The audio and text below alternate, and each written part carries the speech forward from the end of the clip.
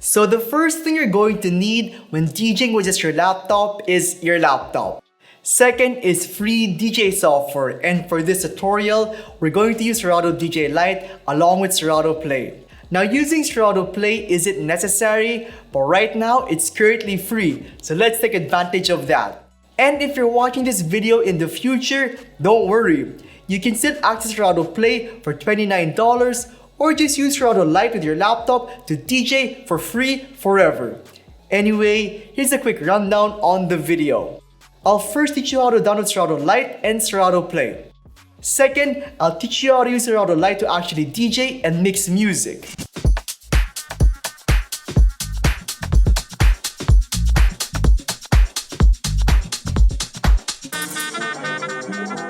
And speaking of music, if you guys want to follow along with this tutorial and practice with the same tracks I use here, you can download them for free by joining my membership program.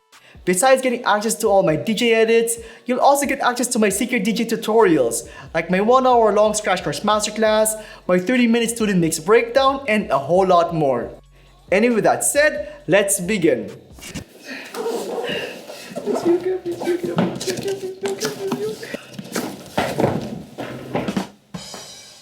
For those of you who do not have the software yet, hang tight and I'll help you out.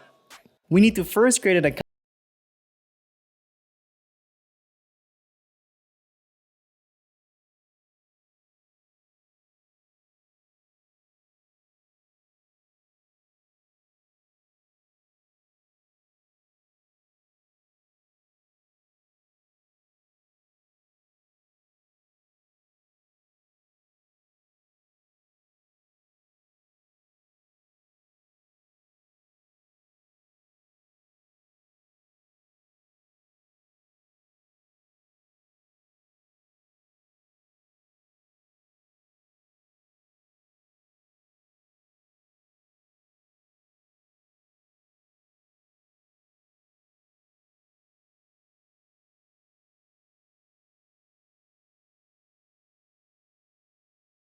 Then click X on the update prompter.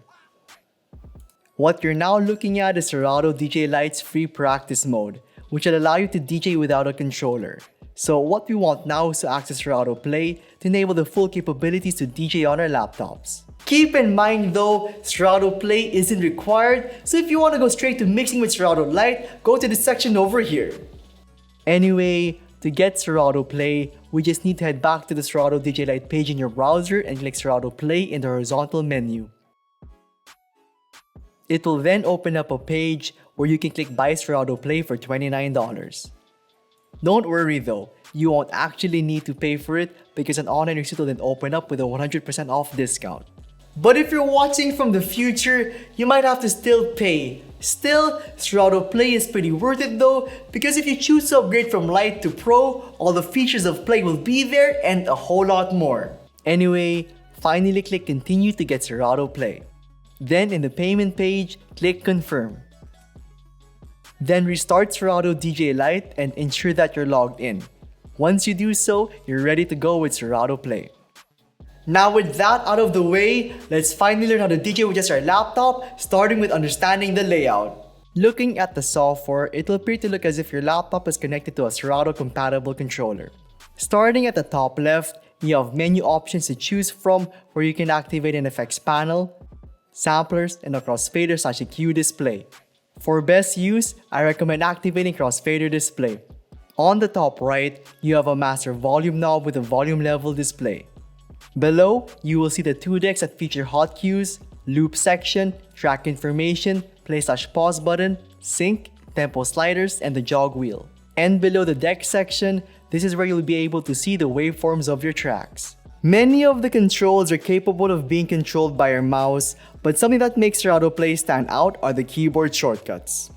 By clicking the settings button on the right side, you'll be able to enable Serato Play hotkeys. This will enable you to use all the keyboard shortcuts available to help you better DJ with just your laptop. Another great feature in Serato Play is a split headphones port, which will give you the ability to connect a speaker through an auxiliary 1/8 inch cord, with headphones to preview your track using a splitter. Just like this. So now that we understand the layout, let's finally start mixing. Let's start by creating a new crate or playlist by selecting the new crate button over here.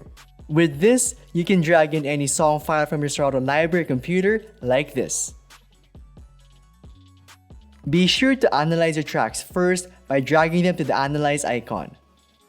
What this does is it allows Serato to quickly scan the track and identify its BPM, which stands for beats per minute. The BPM is a measurement of the speed of the track, so the higher the BPM of the track, the faster it'll be and vice versa. This is important to know as you want to mix tracks of the same BPM. Now, not every track will be the same speed, but luckily with softwares like Serato Lite, we're able to adjust the BPMs of the tracks so that they can match. So let's load our tracks by dragging them onto decks 1 and 2. By looking at their BPMs, we can see that they don't necessarily match, but are within close range. Our track on the left is 125 and on the right is 127. There's two easy solutions to solve that. You can either press the sync button over here, or you could manually adjust the BPM by sliding the tempo slider right here.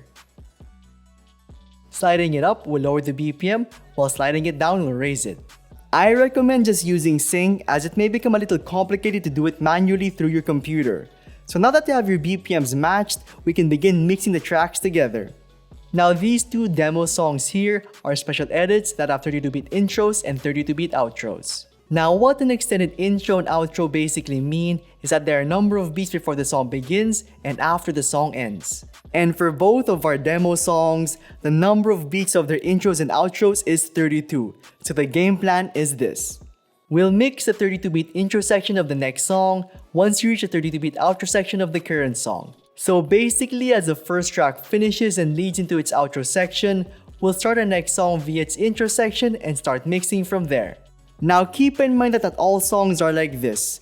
We're using special edits for this demonstration, and if you guys want to get access to my other special DJ edits, make sure to be a member of the channel to get them for free.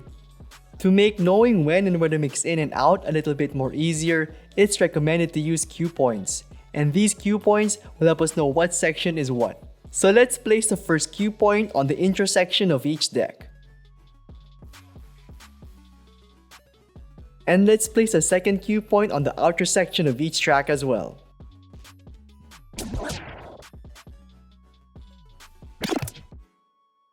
Now our tracks are ready to go. Let's now understand the most important tool we're going to use to mix these songs together. We're going to use a crossfader to mix from the first song to the second song. You can think of the crossfader as a tool that controls both volumes of both tracks. So if the crossfader is on the left side, we'll only hear the output of deck A. And if the crossfader is on the right side, we'll only hear the output of deck B.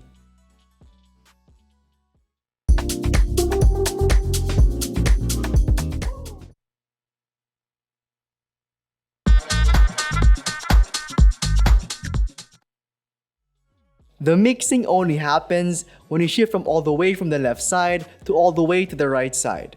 Once we do that, we'll hear both tracks together with their varying volumes depending on the position of the crossfader as we shift around. Now that you understand the crossfader, let's finally start mixing. First, set the crossfader all the way to the left side on deck A section. Then press this play icon over here to play the track.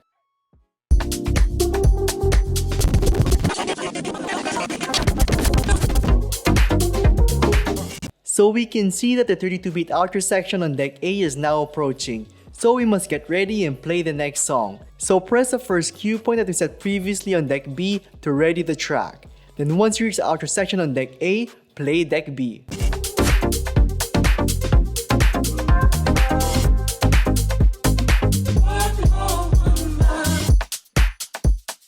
Sometimes when we beat match, the timing may be slightly off. You can hear it with your ears and you can see it in the waveforms. So ideally, we want both tracks' beats to align perfectly. And an easy fix is by nudging, which shifts one track slightly forward or backward to better adjust itself with the other track. You can perform this by using the plus or minus button right over here. The plus button shifts the track forwards, while the minus button shifts the track backwards.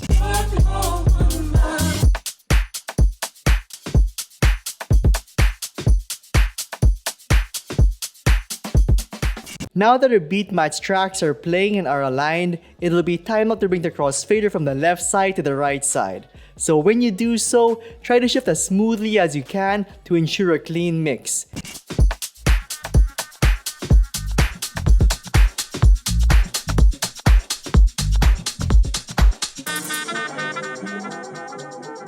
Congrats! You just made your first DJ transition. To keep on mixing, simply load another song to deck A, sync it, and wait till you reach deck B's outro section. Once you're there, trigger and play the intro section of deck A and align both songs' beats. Then drag the crossfader from right to left to transition to the next song, and repeat the steps above to keep on practicing. And that's it. But before you go, let me know your thoughts on this video down below, and with that said, thank you so much for watching everyone.